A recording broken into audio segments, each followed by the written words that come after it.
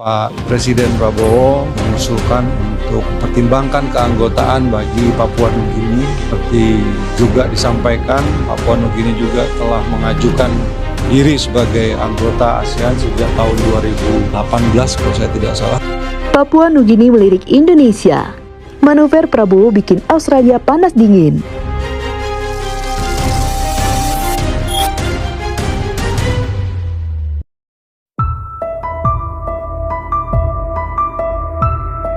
Papua Nugini, negara tetangga yang berbatasan langsung di sebelah timur Indonesia, tiba-tiba mengirimkan sinyal mengejutkan.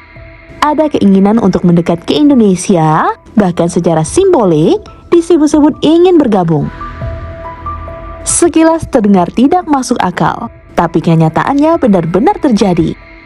Dan yang lebih mengejutkannya lagi, tanggapan cepat dari Presiden Prabowo membuat Australia tidak nyaman. Suasana diplomatik pun memanas, dan kawasan Pasifik ikut bergetar. Apa yang sebenarnya terjadi? Mengapa kini perhatian dunia mengarah ke Indonesia? Mungkin sudah saatnya kita melihat lebih dalam mengapa Papua Nugini dan Indonesia yang sama-sama berada di Pulau Papua memiliki arah perjalanan yang begitu berbeda.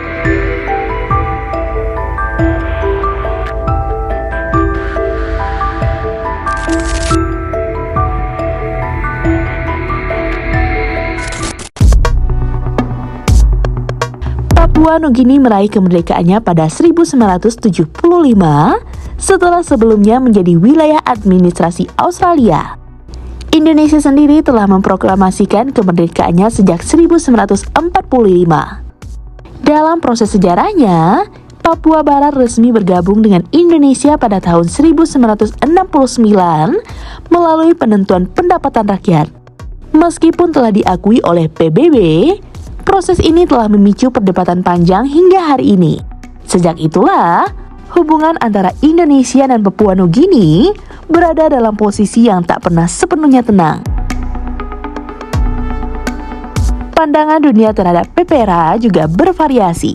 Ada yang menganggapnya sah, tetapi banyak pula yang mempertanyakan transparansi dan partisipasi dalam prosesnya. Sejumlah aktivis di Papua Nugini juga termasuk yang vokal menyuarakan kritik. Disinilah muncul dinamika unik, hubungan yang dijalani dengan penuh kehati-hatian. Selama bertahun-tahun, Papua Nugini menjadi tempat pelarian bagi kelompok separatis dari Papua Barat, terutama OPM atau yang disebut dengan Organisasi Papua Merdeka, yang bahkan membangun basis gerilya di wilayah perbatasan PNG. Indonesia menanggapi hal ini melalui pendekatan keamanan, termasuk operasi militer yang kerap menimbulkan ketegangan bilateral. Meskipun demikian, jalur komunikasi tetap dijaga.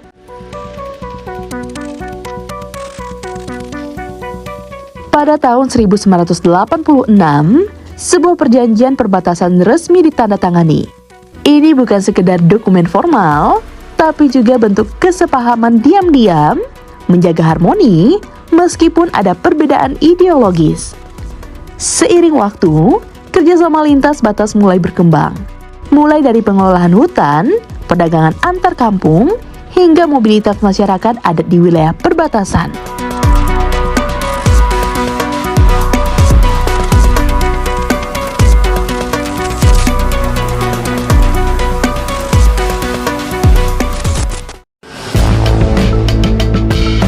Sepuluh tahun terakhir, khususnya sejak pemerintahan Presiden Jokowi, Indonesia mulai meningkatkan hubungan dengan Papua Nugini melalui jalur ekonomi dan budaya.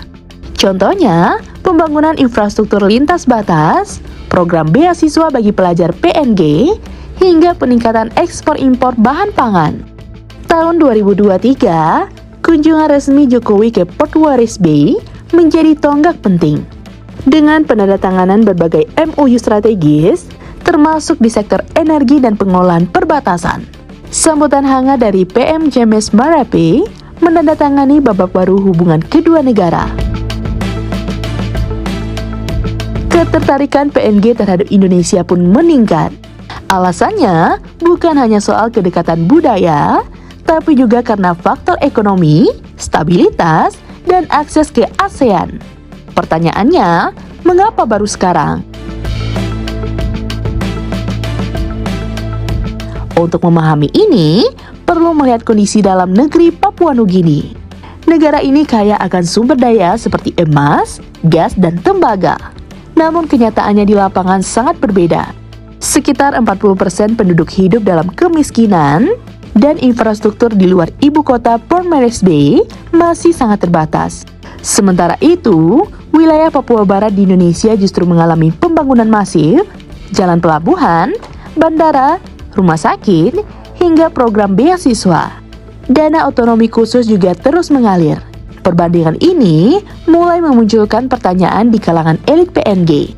Setelah kunjungan ke Jayapura, beberapa pejabat mengungkapkan kekaguman terhadap proyek Trans Papua dan layanan sosial yang dinilai lebih baik dari yang ada di negara mereka sendiri. Pada tahun 2024, PM Marape bahkan menyatakan di parlemen, kita perlu belajar dari Indonesia. Mereka tidak hanya berbicara, tapi membangun. Pernyataan itu memicu diskusi publik antara yang mendukung kerjasama lebih erat dan yang khawatir akan implikasi kedaulatan. Namun, perlu diluruskan, ini bukan soal bergabung menjadi bagian dari Indonesia. Ini soal kerjasama strategis, ekonomi, keamanan, dan integrasi ke pasar ASEAN. PNG mendapat akses proyek lintas batas dan peluang ekspor. Indonesia memperoleh zona aman dan pengaruh regional.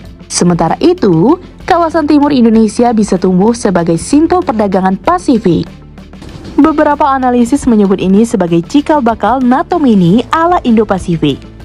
Gaya kepemimpinan Prabowo yang tegas justru mendapat sambutan positif dari masyarakat PNG. Sementara itu, Australia mulai gelisah. Setelah lama menjadi mitra utama PNG sejak kemerdekaan, kini peran mereka terancam. Laporan think tank Australia menyebut pengaruh Indonesia meningkat signifikan. Mei 2025, Menteri Luar Negeri Australia Penny Wong pun terbang ke Port Moresby. Sebuah langkah diplomatik cepat untuk menjaga pijakan lama yang mulai goyah.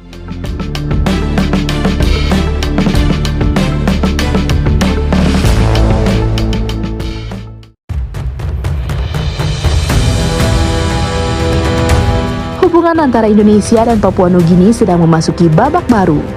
Bukan lagi sekedar berbicara tentang sejarah atau perbatasan, tetapi tentang masa depan bersama.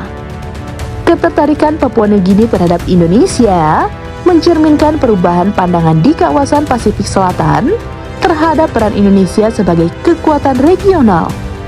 Di tengah rivalitas geopolitik, kerjasama ini berpotensi memperkuat stabilitas kawasan, membuka jalur perdagangan baru, serta menjadi contoh kolaborasi yang saling menguntungkan tanpa perlu melewati batas kedaulatan.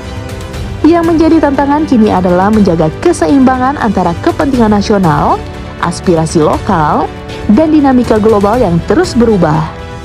Nah, gimana menurut teman-teman? Komen di bawah ya. Sekian dulu informasi dari kita. Mimin pamit. See you on the next video.